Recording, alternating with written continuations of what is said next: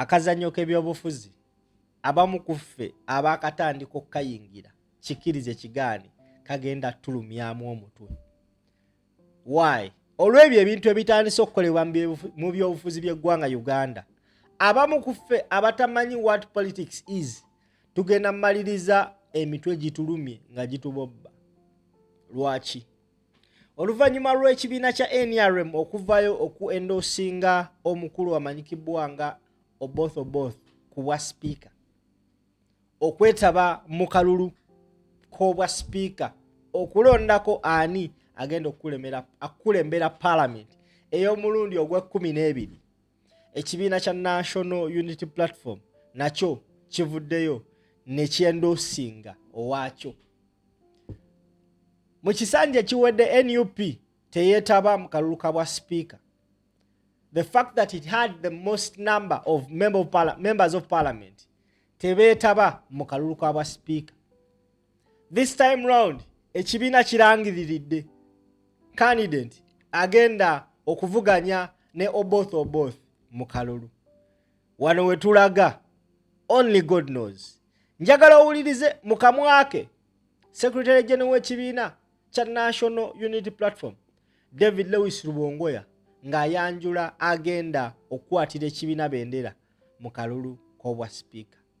Bampita Kalirugambo Promax, Simple MC. Omukutu verse strange. Tambuza video.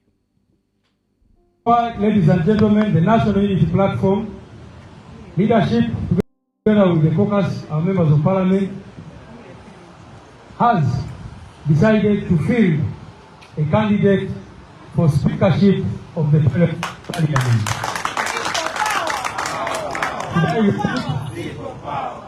The National Unity Platform has resolved to field a candidate for Speaker of the 12th Parliament. Ladies and gentlemen, I'm going to invite Acting President and Deputy President Eastern Uganda to come here as we unveil our candidate for Speaker.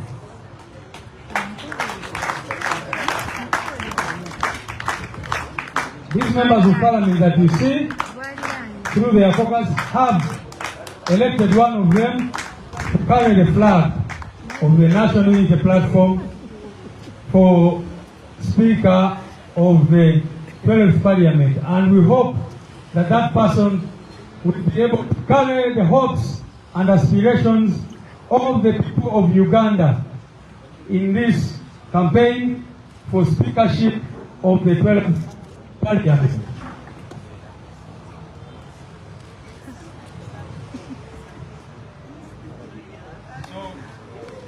And as you can see, our acting president is going to hand over the flag to the person.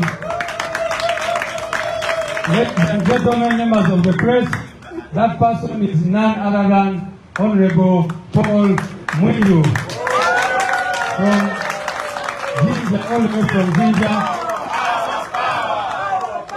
People power. NUP everywhere. NUP. Kunga Mwiru kunga. Kunga. Simba Mwiru simba. Simba. Simba Mwiru simba. Simba. Simba power. Power.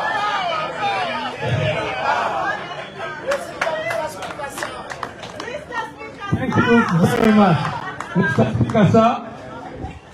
So this is our candidate, ladies and gentlemen, members of the press, who will carry the flag in this press for speakership, to be able to give an alternative vision of what we believe Parliament should look like.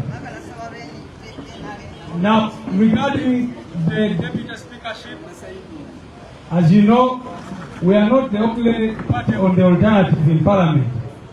So we have resolved to consult with our other political, the other political parties and sister political parties in Parliament to see if they wish to field a candidate for deputy speakership.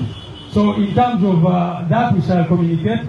But for now, we are in consultations with other political parties on the alternative side to see that we have a formidable team there. Without wasting time, ladies and gentlemen, kanchogereko mu Luganda kati then mwite ayogereko gye tuli. Basewo ne bannyabo twebaza nnyo abamawulire okulwa nti n'olunaku olwaleero muzze. Ffe ng'ekibiina ki National Unity Platform tetukiririza okugenda mu maaso mu NRM. Ekisooka of course abasinga babba akalulu. Ekirungi eyabayambako okubba akalulu abo abantu naye mumulaba byalimu kati. Kitegeeza ekyo nno tugende mu maaso n'okulwana n'abo abasingira ddala okubba akalulu oba ababakozesa bonna bonna nabo eventually bagenda kugwa.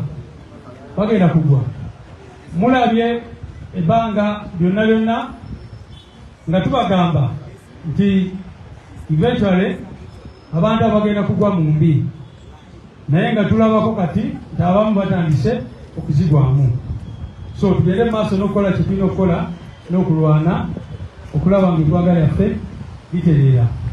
Ku lw'okaana lw'obwa sipiika mwalaba aba NRM tebanayita na mitendera. Waliyo abantu abalowooza nti bo bankizo babayo ne bakola pronouncements. Kyetulowooza nti tekitambulira ku nfuga y'amateeka. Abamu abali mu kukola ebyo bannamagye bemanyi obulungi nti baali badde tebeenyigira mu nsonga za politics kubanga ssemateeka tebakkiriza. Muze mulaba nga n'oyo yennyini gwe bawanzeeko eddusu ne bagamba oyo sipiika mwamulaba mu nsonga zabetukwatako n'ebirala. So tetukkiriza nti yalina ebiruubirirwa bya bannayuganda okukyusa ekifaananyi kya Palaamenti n'okukifuula ekyo bannayuganda kye bakisuubiramu ne ssemateeka kye gisuubiramu. N'olwekyo olunaku olwaleero twatudde n'ababaka baffe bonna abali wano bemulaba n'obukulembeze bw'ekibiina ne tusalawo nti naffe twetaaga kubeera mu lwokaano olwo ne kandidate waffe. Era abasawo ne bannyabo ne tuleeta omusajja ow'amaanyi mwena gwe mumanyi obulungi alina experience, omusajja atatiisibwatiisibwa. Ne tuleeta Honorable Paul Mwiru gwe bakwasiza okutuukira mu lwokaano olwo. Era kati ngenda musaba ayogereko gye tuli atukakase nti ajjemulira. Maze tukakasa kati agenda kunyera eggwanga.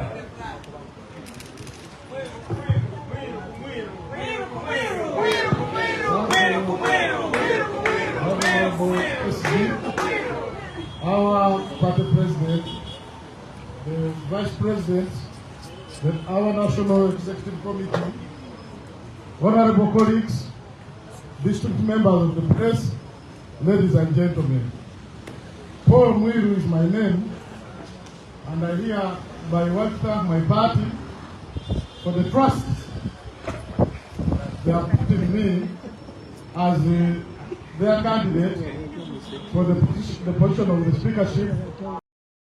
All right, your Honorable Paul Mwiru alondeddwa nga agenda okiikirira ekibiina kya National Unity Platform mu kalulu k'obwa speaker wa Palaamenti y'eggwanga Uganda ey'omulundi ogw'e12. Abasinga ku ffe abatategeera kazannyo ka byabufuzi nga we kali right now kyemmanyi twebuuza NUP kiki kye baliko.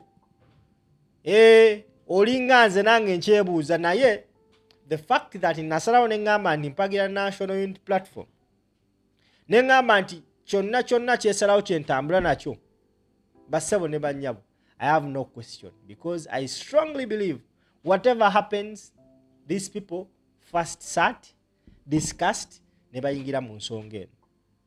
Before the press conference ababaka ba NUP basoose mu kafubo ke babaddemu akatabaddeemu munnamawulire yenna. Then later on kwe kuva ne bategeeza bannamawulire ekibadde mu kafubo. Bavuddeyo ndowooza mu kafubo ako balonze ani ayinza okutwala ekifo kino. Era mu kuvaayo ne balaga eggwanga nti Paul Mwiru gwe balonze nga agenda okuba avuganya n'omukulu oboth. Wabula era ne bategeeza nti ku kifo ky'obwa deputy speaker tebafrontinze muntu, bagenda kwogera n'ebibiina ebirala ebiri ku opposition gwe banaba bafrontinze gwe bagenda okuba nga bawagira. Of course we know mu parliament the majority always takes it all, and we know NRM yesinga ababaka abangi mu parliament. But of course oli ajja kwebuuza lwaki NUP egenze mu kalulu kano. Sino si kutwononera budde na resources. Of course tewali resources zetagisa, tebagenda kuba campaign just already babaka bebagenda olonda bokaboka. Naye kino kitegeeza ki? Gwe ali ku mukutu, keep yourself glued onto this platform. Tugenda kukomawo with more details ku nsonga ya NUP okwetaba mu speakership race. Bye bye.